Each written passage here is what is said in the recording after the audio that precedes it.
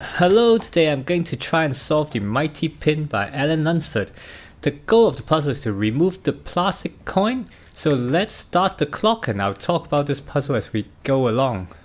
Looking around the puzzle, there is this one screw here on the left and the plastic coin is here at the bottom of the puzzle. It's not moving at the moment, but the puzzle splits into two halves, front and back, and it can be slide around slightly. There are a few holes around the puzzles too.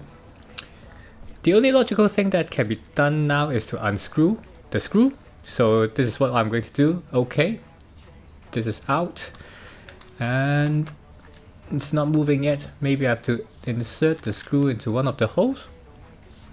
Oh wait, this top half can now be slid to the right and I can see a small pin at the bottom half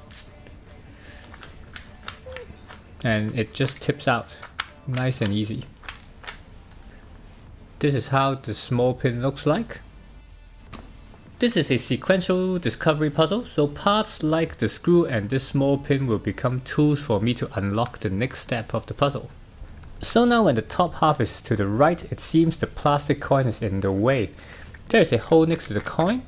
The small pin seems too small, but if I use the screw to press in, and yep, the coin now drops down into the bottom half, which in turn frees up the top half, and now the top half can slide downwards, like so.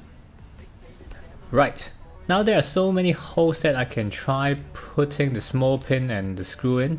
Where should I start?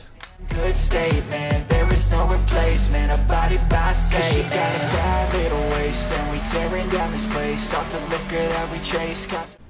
Okay, after 23 minutes of a lot of trial and error, it seems that this is the only hole that makes sense to put the small pin in.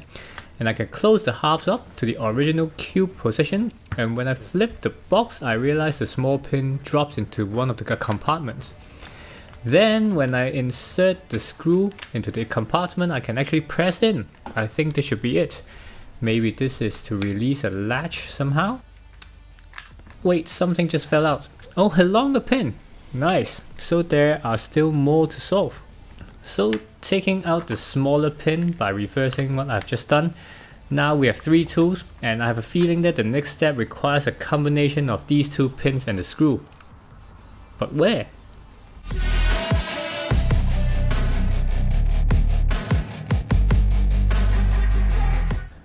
I've been stuck for another 35 minutes and we are almost at the 1 hour mark. I think this is the hole for the final step. And the top half has to be moved to the right and down. For the keen-eyed viewer, you may realize that the lighting has changed a bit and the timer has gone.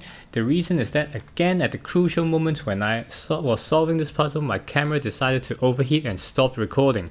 So this part of the video is shot afterwards to show you how it was solved in the end.